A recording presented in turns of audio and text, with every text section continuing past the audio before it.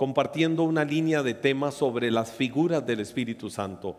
He hablado del Espíritu Santo como agua, el Espíritu Santo como viento, el Espíritu Santo como fuego. Y hoy quiero hablar de una figura del Espíritu Santo que vamos a aprender mucho de ella.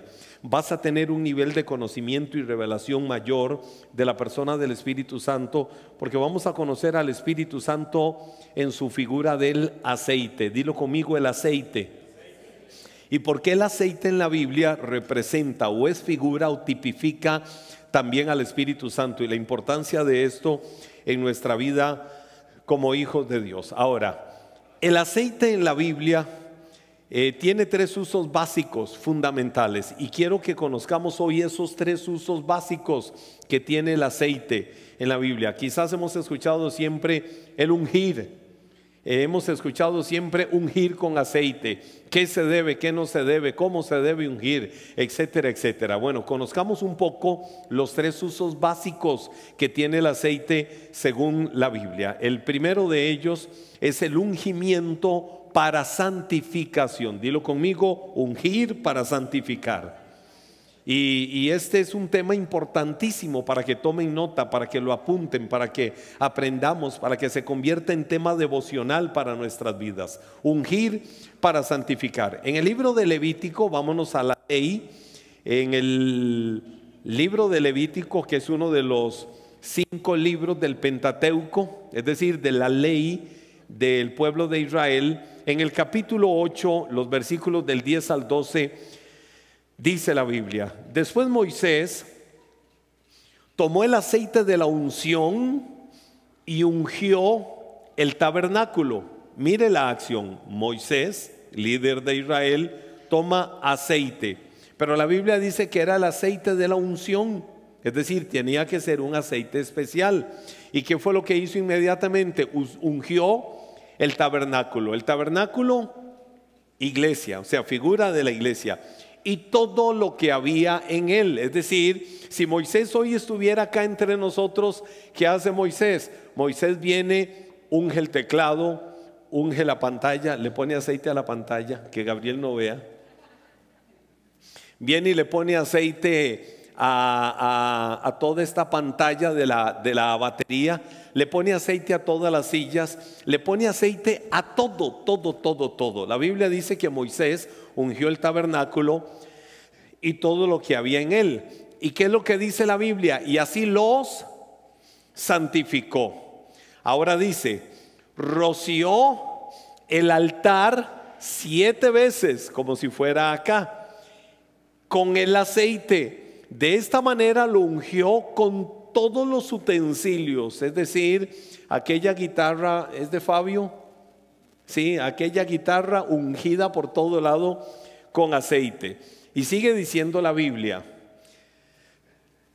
Y sigue diciendo la Biblia. Y sigue diciendo la Biblia. Al igual, o lo leo acá, al igual que lavamanos y su base para santificarlos. Luego derramó un poco de aceite de la unción sobre la cabeza de Aarón. Aarón era hermano de Moisés, pero ¿por qué sobre Aarón? Díganme ustedes por qué sobre Aarón. Porque Aarón era el sacerdote y de esta manera lo ungió y lo santificó para su labor, es decir, para la obra que él hacía. Eso es como que yo venga hoy como autoridad de Dios en este lugar, traiga aceite y unja a algunos de los que dirigen áreas pastorales, áreas importantísimas dentro de la iglesia, o venga mi autoridad espiritual y también lo haga sobre mi vida y me unja. Ahora, eso es lo que la Biblia habla del uso del aceite en aquel momento, y está claramente definido dentro de la ley que se hizo para santificar el tabernáculo, para santificar al sacerdote. Ahora, el aceite de la unción del que la Biblia está hablando acá era un aceite que había sido confeccionado o había sido hecho de especias escogidas, es decir, las especias escogidas no era cualquier cosa. De hecho, Era una fórmula secreta la que tenía el aceite con el que Moisés ungía, y nadie podía usarlo para ningún otro fin, como decir, qué rico huele ese aceite, voy a ir y lo pongo en tal parte. O ese aceite lo agarraban para cualquier otra cosa. Para usos profanos nadie podía tomar el aceite de la unción, no podían hacerlo de ninguna manera. Ahora, con esos aceites, la Biblia, lo que acabamos de leer y decíamos, es que se ungía todos los utensilios que habían en el tabernáculo donde los sacerdotes, recuerden que había un sumo sacerdote, pero todos los sacerdotes ministraban allí, y sucedía algo, que si se ungía a alguien extraño, a alguien que no tenía que ser ungido, la Biblia dice que moría de inmediato. Ahora, todo esto es figura, y yo quiero que vayamos conociendo un poco de esto para que nos contextualice. Por ejemplo, si yo digo hoy acá, ¿quiénes que son cabezas de red están aquí hoy, en esta noche? Ok, pero no, cabezas de red, cabezas de red. Pónganseme de pie los que son cabezas de red que están acá. Ok, tengo acá adelante, por allá está Josué, acá está Jeffrey, allá está Jenny, acá está Sonia, y Ricardo por ahí anda en el área administrativa. Ellos son cabezas de red. Entonces yo vengo y los unjo a ellos porque ellos son sacerdotes. Pero resulta que Jeffrey anda con un amigo que ni siquiera está dentro del contexto nuestro del ministerio de la iglesia, y es conocido, es amigo de él, y a mí se me ocurrió venir a ungirlo a él, y le digo, te voy a poner de ese aceite. Ahora estoy hablando de lo que sucedía en el Antiguo Testamento. ¿Qué le va a pasar a esa persona? O Sonia vino con una amiga, o Jenny vino con una amiga, o Josué vino con un compa de la universidad.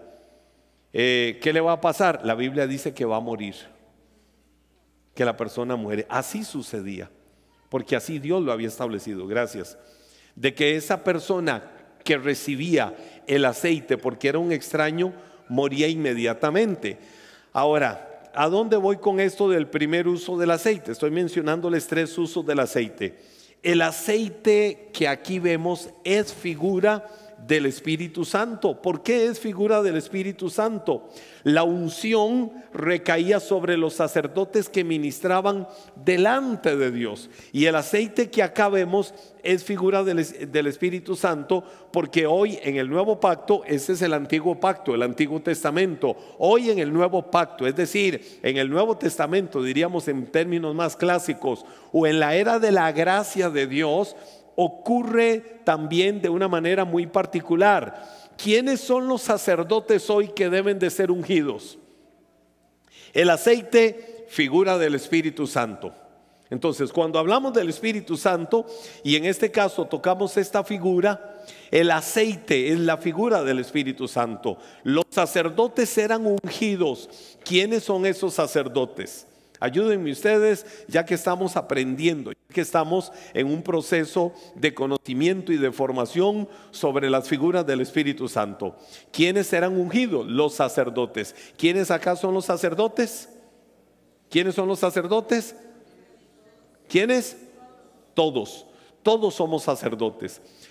De acuerdo al nuevo pacto, de acuerdo a la gracia, todos los hijos de Dios somos sacerdotes. Ahora, no se trata de sacerdote en el sentido de como humanamente se ve, sino que ahora en Cristo todos tenemos un sacerdocio, un llamado especial y particular de Dios con cada uno. Entonces, en el nuevo pacto, en la gracia, en el Nuevo Testamento, para que algunos lo entiendan así, todos los creyentes tenemos el sacerdocio de Cristo. La Biblia dice que ahora somos reyes y sacerdotes, y reinaremos con Él juntamente y eternamente como sacerdotes de Cristo. Ya hoy el sacerdocio como tal, el sacerdocio en la doctrina cristiana neotestamentaria, está claramente establecido que sacerdote no es específicamente la persona que se para acá adelante.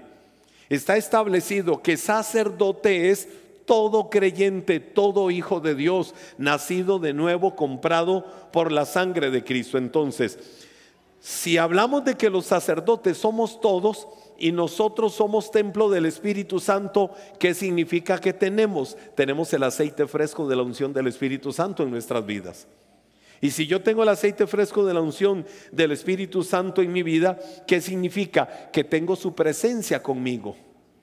Y que porque yo tengo la presencia de Él conmigo, ahora me corresponde a mí honrar esa presencia. En el antiguo pacto, el aceite especial que se hacía, que se elaboraba, ungía el templo, el tabernáculo. Pero resulta que hoy en el nuevo pacto entendemos que el tabernáculo, el templo, no es este lugar. Este es nuestro centro de adoración, esta es la casa de adoración. Pero en el nuevo pacto, ¿dónde está el templo? ¿Dónde encontramos el templo en el Nuevo Testamento o en el nuevo pacto? ¿Dónde está? El templo somos cada uno de nosotros. Entonces, el templo tiene al Espíritu Santo, y si tenemos al Espíritu Santo, tenemos la unción del Espíritu Santo. ¿Qué es lo que tengo que hacer ahora? Honrar esa unción. Cada uno de nosotros tenemos que honrarla. Ahora, se usaba para santificación.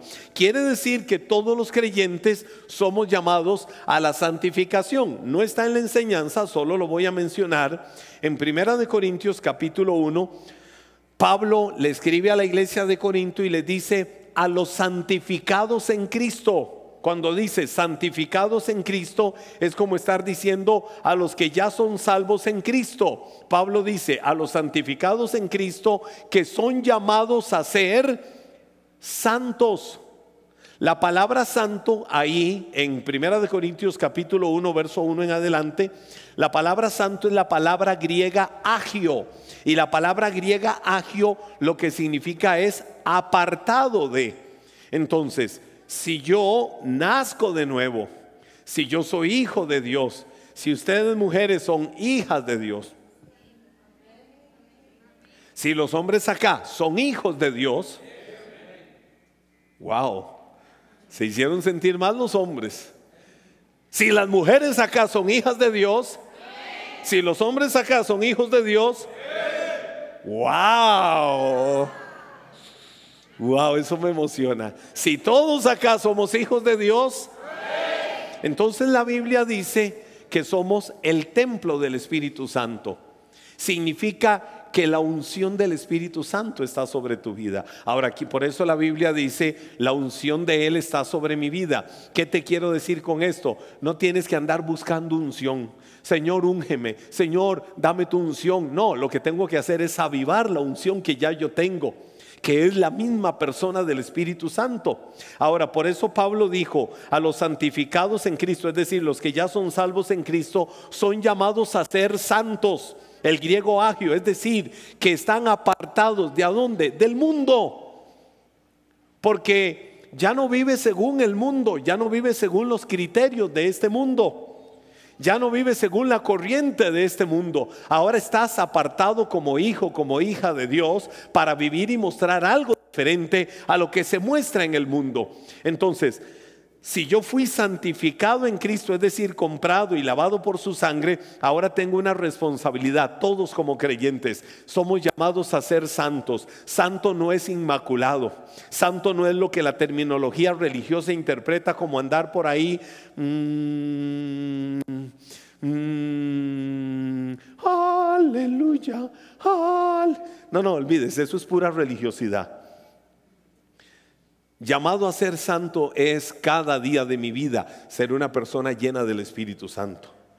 Y ser una persona llena del Espíritu Santo es una persona que evidencia lo que Pablo le decía a la iglesia de Éfeso: no se embriaguen con vino, no se emborrachen con vino, antes sean llenos del Espíritu Santo. ¿Cómo somos llenos del Espíritu Santo? La Biblia dice: hablen entre ustedes con salmos, con himnos, con cánticos espirituales. La Biblia dice previamente: si se enojan, no pequen. Si en algún momento viene alguna situación, no permitan que brote la amargura, porque la amargura les trae la ira el enojo la gritería, la maledicencia, las palabras sucias, vulgares. La maledicencia les trae el deseo de venganza hacia otra persona. Entonces, guarden su corazón de todo esto. Si ustedes eran unos ladrones, ahora son llenos del Espíritu Santo. La Biblia dice, no roben más. Vayan, trabajen, hagan con sus manos lo que es bueno. Hasta en eso hay llenura del Espíritu, hasta en eso hay santificación. La Biblia dice, si usted si no trabajaba, vaya, trabaje. El evangelio es práctico, la santificación es práctica. Entonces, el cambio de vida, la transformación que se ve en un creyente en el Nuevo Testamento es lo que le da testimonio a otros de que es una persona que tiene la unción del Espíritu Santo en su vida. Entonces, el primer uso que se le da al aceite es para santificación. No le diga, Señor, santifícame. Señor, yo quiero ser santo, ven y me santificas. No, lo que tengo que entender es que yo soy el tabernáculo de Dios. El aceite vino y todos los utensilios de este tabernáculo han sido bañados por el aceite fresco de la unción del Espíritu Santo, para que ahora evidencie, muestre, revele que hay algo diferente. Entonces la santificación o la santidad de un creyente se evidencia cada día. Si hay cosas en tu vida, si hay cosas en mi vida que no están mostrando santidad, que no están mostrando que estoy apartado del mundo para el servicio a Dios, entonces es el momento de que yo tome decisiones de calidad. Y las decisiones de calidad se toman exactamente con ese término, decisión. ¿Qué cosas debo de cambiar? ¿Qué cosas debo de rectificar? ¿Qué cosas debo de mejorar en mi vida? Para que donde quiera que yo esté, dé testimonio de la verdad, dé testimonio de Cristo, dé testimonio de que soy hijo de Dios. Entonces, el primer uso que se le da al aceite según la Biblia es para santidad, para santificación. Segundo uso, dar luz, para dar luz. ¿Cómo explicamos lo de dar luz? Vamos a la Biblia, al libro de Éxodo capítulo 27. En Éxodo capítulo 27, versos del 20 o versos 20 y 21, la Biblia dice, aquí otra vez a Moisés: ordénale al pueblo de Israel que te traiga aceite puro de olivas prensadas para la iluminación. ¿Qué es aceite de olivas prensada? Prensado es, usemos el término tico, machacado. O sea, pero lógicamente hay técnicas, no específicamente con la mano, sino hay diferentes técnicas con las cuales al aceite de oliva se le machacaba, al aceite no, al fruto del olivo se le machacaba, a las aceitunas. Si lo vemos más práctico, piensen en una aceituna, pero tomado del olivo, se le machacaba para que soltara el aceite.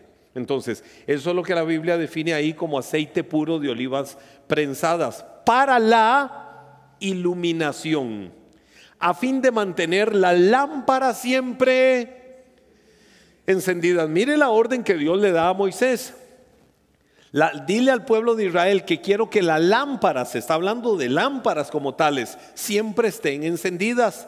Entonces, ¿qué tienen que hacer? Tomar aceite de oliva machacado o prensado para ponerle a las lámparas y poderlas encender y que puedan iluminar. Ahora dice, el candelabro estará en el tabernáculo, delante de la cortina interior que protege el arca del pacto. Aarón y sus hijos, Aarón sacerdote, sumo sacerdote, sus hijos también sacerdotes, deberán mantener las lámparas encendidas toda la noche en la presencia del Señor.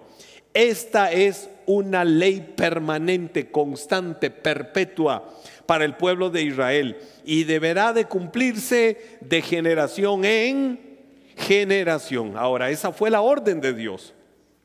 Moisés, háblale al pueblo que el pueblo traiga el aceite que se toma de la oliva prensado, es decir, ya procesado, y lo ponen en las lámparas. Quiero las lámparas siempre encendidas, que todas las noches en particular delante de mi presencia, es decir, en el tabernáculo, como que pongamos lámparas acá.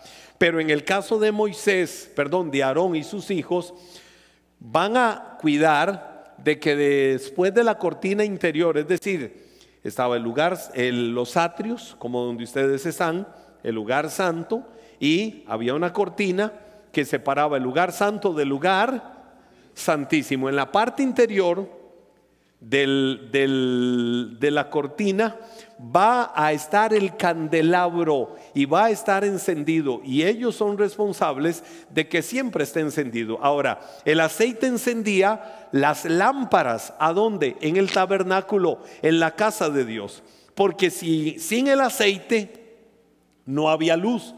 Podían tener las lámparas, podía estar el candelabro, podían tener lo que necesitaran, pero si no había aceite, ¿qué pasaba? No había el combustible esencial y fundamental para que las lámparas estuvieran encendidas. Hoy te voy a decir algo: sin el Espíritu Santo no puede haber luz en tu vida. Sin el Espíritu Santo no puede haber luz en la iglesia. Sin el Espíritu Santo no puede haber luz en todo proyecto, en toda idea, en todo trabajo, en toda obra, en todo emprendimiento y en todo lo que hagas día tras día.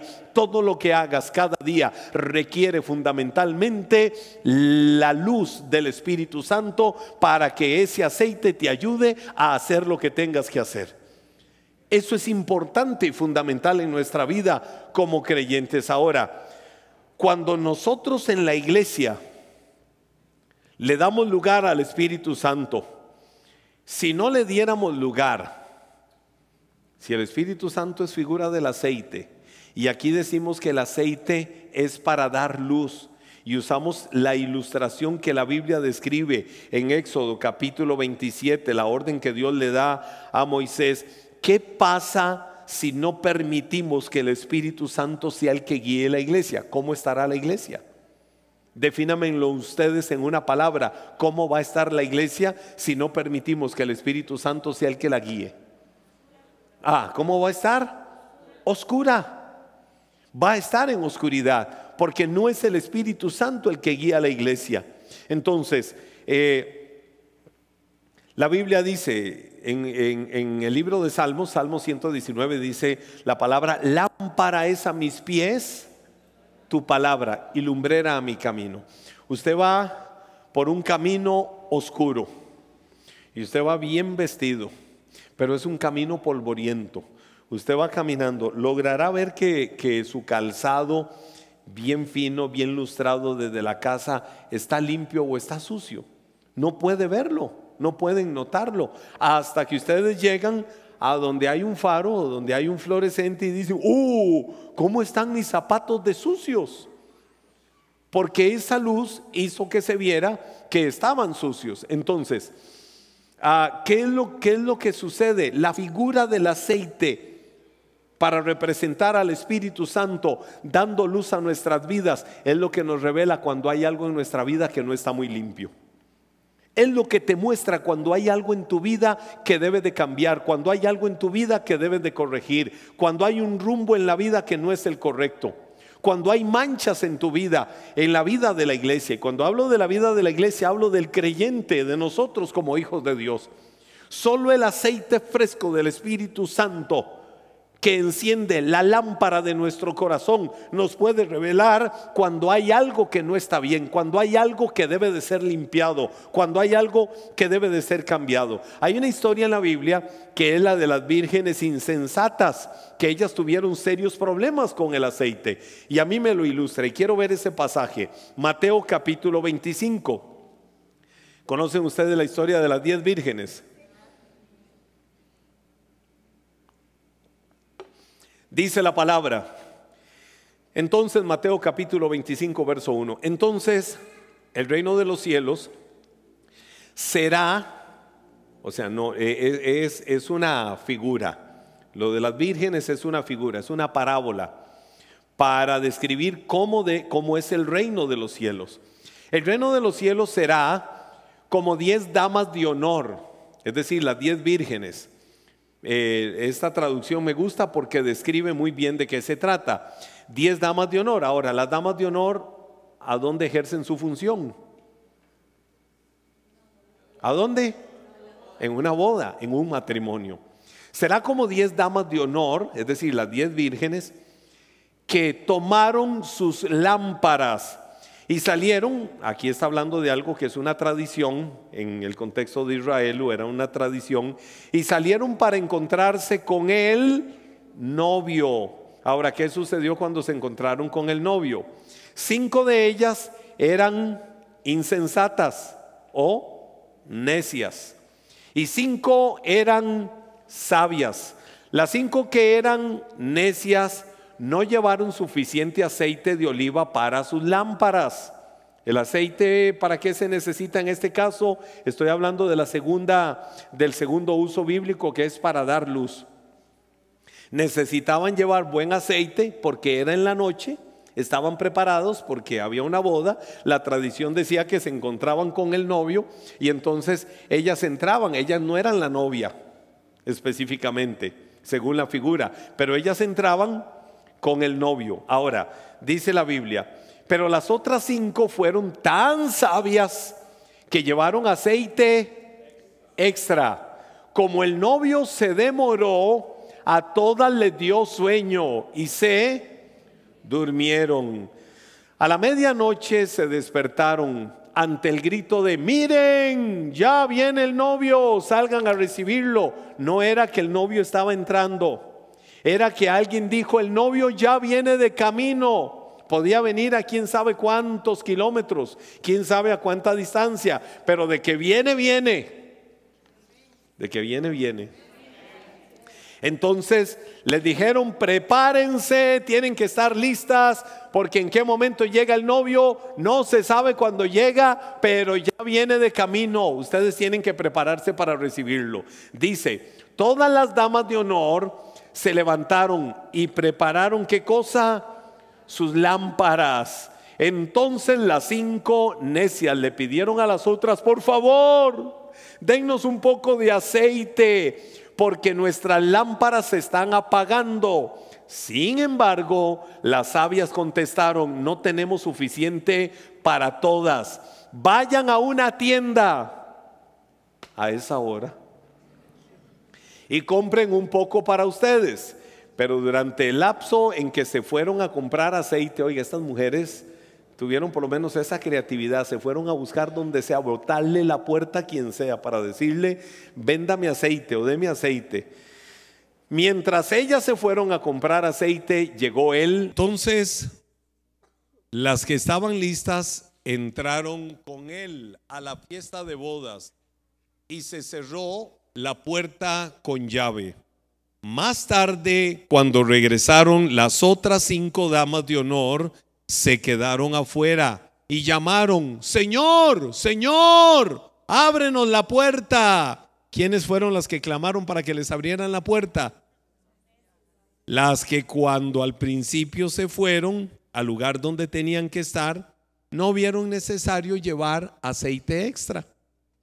Y a la hora en que les dijeron: ya viene el novio, como había pasado tanto rato porque el novio se demoró y se habían dormido, se dieron cuenta que el aceite estaba a punto de acabárseles, de tal forma que cuando el novio llegara, seguramente el aceite ya no estuviera, se hubiera agotado, y entonces las lámparas se les apagan. Entonces ellas se fueron y ahí es donde dice: el novio les respondió: créanme, no las conozco. Así que ustedes también, para que me lo pongan, para que la gente lo lea, así que ustedes también deben de estar alerta, porque no saben el día ni la hora de mi regreso, dice la Biblia. Ahora, aquí hay varias cosas importantes en esta parábola de las 10 vírgenes. Aquí hay varias cosas importantes. ¿Cuál es el significado espiritual? Estamos hablando de que el aceite da luz. Y cuando hablamos de que el aceite da luz, aquí hay cosas importantes. Hay un novio. ¿Quién es el novio? Ayúdenme ustedes. ¿Quién es el novio? Ahora, si el novio es Cristo, si el novio es el Señor, ¿a quiénes representan estas vírgenes? ¿A quiénes representan? A toda aquella persona, y aquí es donde tenemos que tener cuidado, a toda aquella persona que dice: yo soy hijo, yo soy hija de Dios, yo soy seguidor de Cristo. ¿Recuerdan cuando el Señor dijo: apártense de mí porque no los conozco? O dijo: no todo el que me dice Señor, Señor, entrará al reino de los cielos. Porque en el mundo pulula la gente que dice: no, yo amo a Dios, yo sigo a Dios, yo soy hijo de Dios, pero realmente habrá tenido un encuentro personal con Cristo. Realmente será hijo o hija de Dios. Entonces estas vírgenes representan a toda persona que se dice ser seguidor de Dios. Ahora, el aceite, ¿a quién representa? El aceite representa al Espíritu Santo, y con el Espíritu Santo el aceite representa la fe viva que cada uno de nosotros debe de tener cada día. El aceite, ¿por qué representa la preparación? Porque cuando la lámpara tiene que estar encendida, yo tengo que estar alerta. Si la lámpara está encendida, es porque tengo suficiente aceite. El aceite es la persona del Espíritu Santo que me mueve a ser obediente, que aviva la fe en mi corazón y que me prepara espiritualmente para ese momento. Ahora, ¿por qué el esposo se retrasó? ¿Por qué se atrasó el esposo? La Biblia dice que el esposo se atrasó. Estoy hablando del significado espiritual de esto. ¿Por qué se atrasó el novio o el esposo? Ayúdenme ustedes. ¿Por qué se atrasó? Bueno, esa palabra está buenísima. No la iba a usar yo, pero está buenísima. Dice la palabra por ahí: no es que el Señor tarda su llegada, es que Él quiere que todos procedan al arrepentimiento. El novio no ha llegado hoy porque Cristo quiere que muchos que están en las tinieblas sean trasladados a su luz admirable. Ahora, ustedes y yo estamos en la luz. A mí no me gusta para nada, y para mí es una mentalidad religiosa, es una mentalidad evangélica, es una mentalidad egoísta. Ay, Señor, si vinieras por mí para ya irme de este hastío de mundo. Señor, ven, ven, ven ya, Cristo, ven ya, estoy preparado. Sí, pero tu vecina no está preparada. Sí, pero tus compañeros no están preparados, pero tus hijos no están preparados. Mujer, tu esposo seguro no está preparado. Entonces, ¿cómo se llama eso? Se llama egoísmo.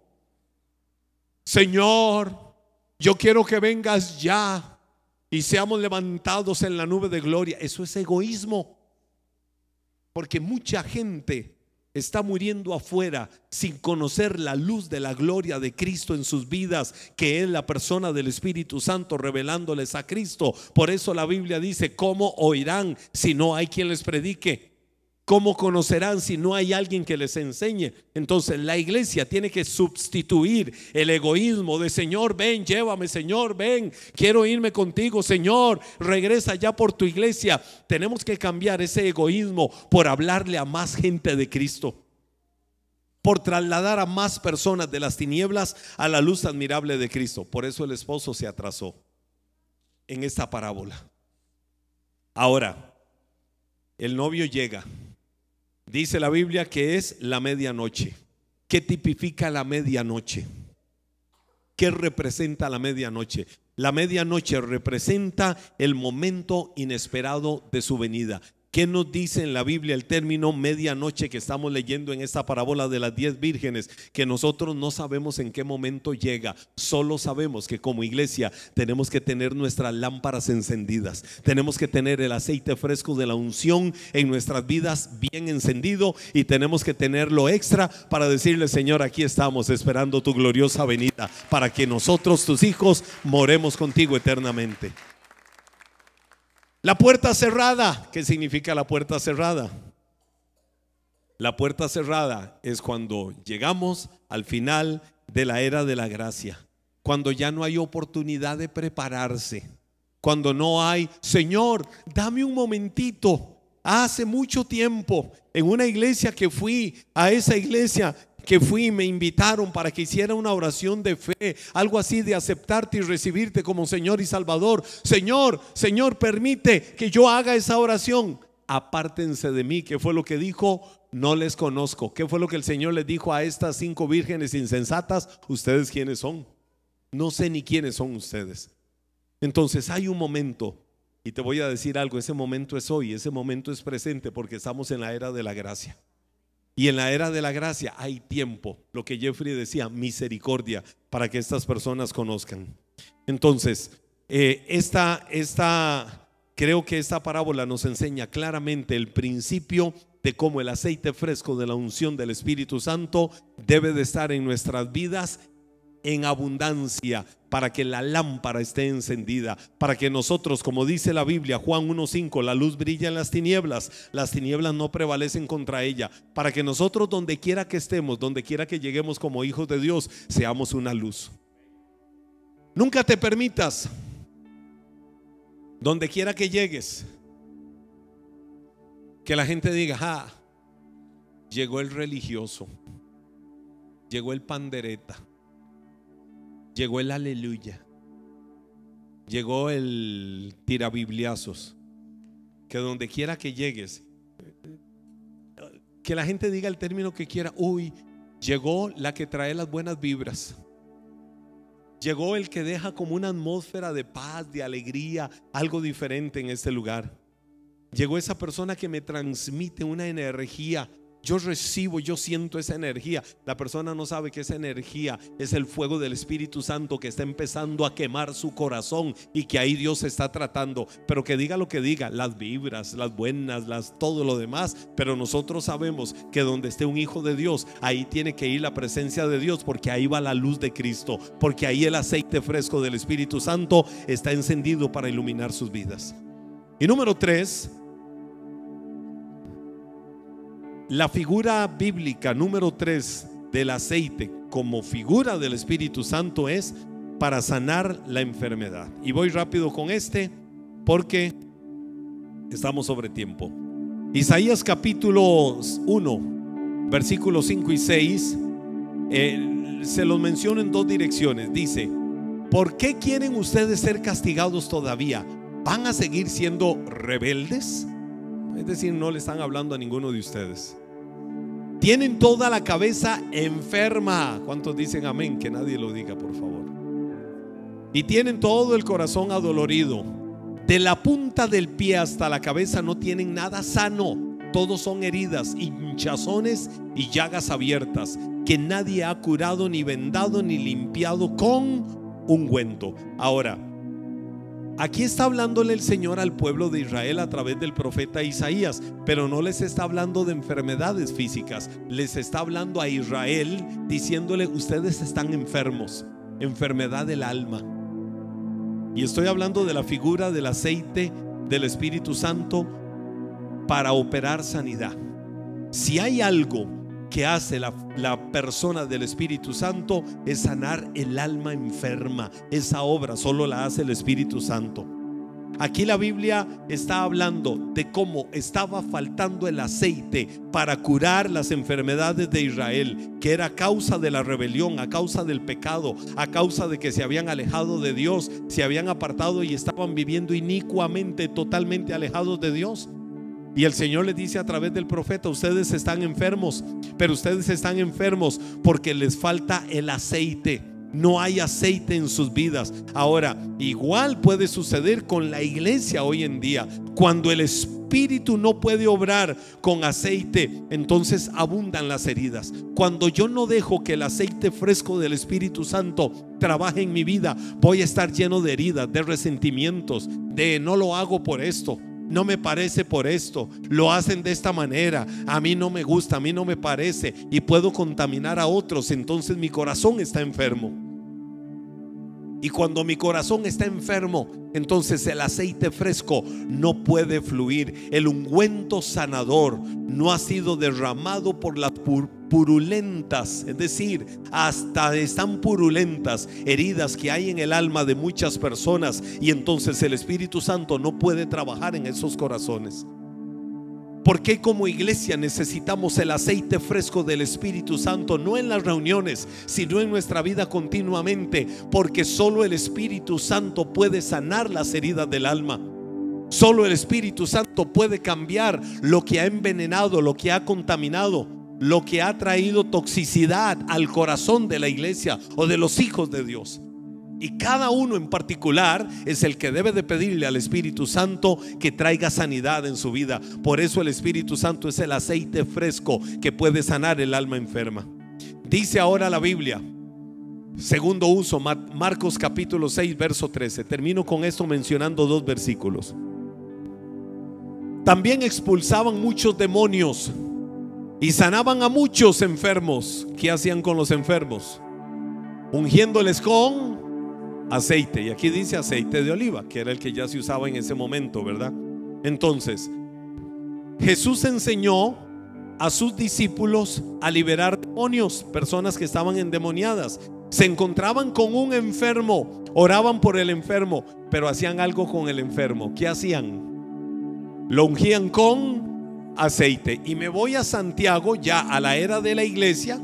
Aquí era cuando Jesús estaba terrenalmente, pero me voy a la era de la iglesia. Santiago capítulo 5 verso 14. ¿Alguno está enfermo? ¿Alguno está enfermo? Ay, yo me fui de la iglesia, yo me fui de Maná. De verdad, ¿por qué se fue de Maná? Porque me enfermé y nadie oró por mí, nadie me visitó. Nadie tiene espíritu de adivinación. Yo me fui de la iglesia. ¿Y por qué se fue de la iglesia? Porque estaba en el hospital y ese pastor incircunciso, corazón de piedra, ni siquiera fue a orar por mí. No tienen un pastor adivino. Pero para eso tenemos muchos servidores, el pastor y cualquiera en la iglesia.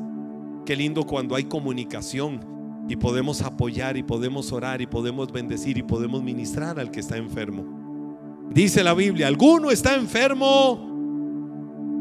Ore para que venga espíritu de adivinación o don de sospecha a los líderes de la iglesia. ¿Qué dice la Biblia?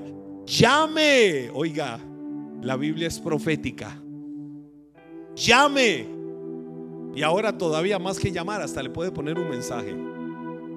Llame a los ancianos, es decir, a los líderes, a los servidores de la iglesia, para que vengan y oren por él. ¿Y qué dice la Biblia? Y lo unjan con aceite en el nombre del Señor. Es decir, el aceite hoy en día es figura de la obra sanadora del Espíritu Santo sobre el cuerpo enfermo. Si ustedes me preguntan a mí, pastor, ¿cuál es el uso del aceite según el Nuevo Testamento? Ungir enfermos, orar por los enfermos. 2 versículos en la Biblia me enseñan en el Nuevo Testamento que el aceite en el Nuevo Testamento o en la gracia, en la era de la iglesia, se usa para ungir enfermos, para orar por ellos. Pastor, pero yo quiero que usted unja mi carro. Yo no me complico la vida. Yo le digo, amén, vamos, deme el aceite. Ya usted después verá cómo lo lava. Pastor, yo quiero que usted me unja la casa. Está bien. Eso no va a hacerlo ni más espiritual ni menos espiritual. No va a quitar a Dios. No, como acto simbólico. Si la persona lo cree, tiene fe, no importa. Yo lo hago, yo no me complico la vida con eso. No, la Biblia a mí como docto en teología me enseña que el uso bíblico único del aceite en el Nuevo Testamento es para ungir enfermos y que el Señor los sane. No, yo no me complico la vida. Sería muy complicado yo complicarme la vida con argumentación teológica. Si alguien quiere que le unja la casa, le ungimos la casa. Si alguien quiere que le unjamos el carro, le ungimos el carro. Pero lo que yo veo en el Nuevo Testamento es que es para ungir enfermos. Ahora, aquí se pone un montón de personas adelante y vamos a orar. Y vamos a orar con aceite. Yo puedo ungir a todos en fe, porque pueden haber muchos que están enfermos y Dios puede operar y trabajar y actuar de una manera especial y soberana sobre muchas personas. Mire, hace unos días, termino con esto, se me acercaron 2 pastores y me dijeron, queremos su opinión. Y estábamos en un lugar y me dicen, queremos su opinión. Uno me dice, yo a usted lo respeto mucho como teólogo y yo quiero su opinión sobre eso de los diamantes y todo eso en la mano. Y entonces yo le dije un criterio muy personal, algo muy particular. Le dije, vea, la Biblia a mí me dice, 1 Corintios Ya se me olvidó. Verso 5, creo que es el capítulo 11, uno de los capítulos. Y no, capítulo ese. Y hay diversidad de operaciones del Espíritu Santo. Hay diversidad de operaciones. ¿Cuáles son esas operaciones? La soberanía del Espíritu Santo. Entonces, a mí viene Fabio y me dice: Paz, vea, tengo la mano llena de aceite. Gloria a Dios. Y hasta oro, y que el Señor. Viene Flor y me dice: Paz, vea, tengo un diamante en la mano. Gloria a Dios. Tremendo. Pero si al día siguiente veo a Flor, esto es solo ejemplo, que su vida no cambió en nada, sigue siendo la misma inconstante, yo digo, ahí no hubo operación de Dios. Y veo a Fabio a otro nivel espiritual. Después de eso digo: wow, eso fue una operación del Espíritu sobre su vida. O sobre Flori, una muestra del Espíritu Santo sobre su vida que ella en su corazón no quiso atender. Yo les dije: yo no me complico la vida. Es decir, creo firmemente en que el Espíritu Santo actúa de esas maneras. Creo firmemente en que el Espíritu Santo actúa para trabajar con los corazones, para trabajar con la gente, para llevarle a otro nivel. Les puse el ejemplo de la risa santa. Hace muchos años, ustedes no habían nacido, yo sí. Hubo una temporada, y mientras se van poniendo de pie, hubo una temporada, le estoy hablando de los años 86, 87, fuerte con lo de la risa santa. Y el ministerio con el que yo trabajaba de lleno a tiempo completo tuvo una temporada fuerte de eso. Pero llegó un momento en que yo dije: algo está pasando. Hablé con mi autoridad espiritual y le dije: tengo una profunda preocupación. Tenemos que discernir entre lo que hace el Espíritu Santo y cuando hay personas que quieren llamar la atención. Porque resulta que ya no se predicaba en la iglesia. Porque yo, por ejemplo, yo empezaba a predicar y decía: vamos a abrir nuestra Biblia, y por allá y alguien por allá y se soltaba. Entonces, el día que no hubo risa y hubo buena palabra, no estuvo el Espíritu Santo, porque no hubo risa. Entonces yo le dije a él: yo creo que hay un desequilibrio y hay que discernir. Cuando Dios tomó a una persona y le ministró ese gozo que luego en frutos se evidenció en su vida, y cuando alguien quiso llamar la atención, y me dice: Henry, tenés toda la razón. Entonces yo fundé lo que llamé el cuarto de la unción. Entonces le dije a los diáconos de la iglesia: miren, cuando está la predicación y alguien es tomado por el gozo, no vamos a ponernos a decir: Señor, revélame si es del Espíritu o no es del Espíritu. Llévenselo al cuarto de la unción. Era un cuartito, y que ahí Dios ministre su vida.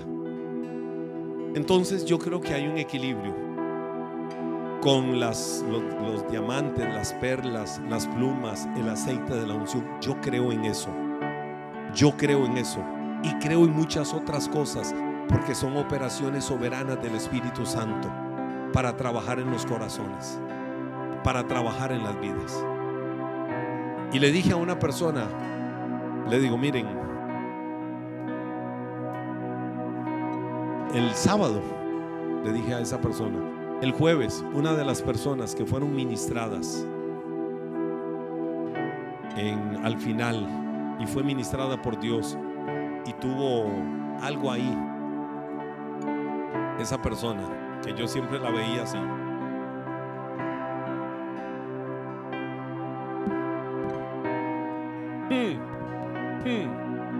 el viernes, donde vi a esa persona tocada por Dios, su corazón quebrantado aquí adelante, sus manos levantadas, alabando y adorando a Dios, yo dije: el Espíritu Santo la noche anterior lo tomó y operó de esa manera. Entonces uno de esos dos pastores el sábado me dice: usted tiene toda la razón, perdón, y ahora sí entiendo, porque alguien me dio una explicación como yo quería escucharla. Entonces, ¿qué quiero que la iglesia aprenda en todo esto? Dejemos que el Espíritu fluya, que el Espíritu trabaje, que el Espíritu actúe. Pero no encajonemos al Espíritu a decir: si mis manos no están llenas de aceite, si no hay una pluma, si no hay un diamante o una joya, ahí no está Dios. Porque Dios tiene formas soberanas. Pero en medio de una predicación, en medio de la adoración, Dios puede hacer lo que sea con quien quiera. Porque el Espíritu Santo es el dueño de la iglesia.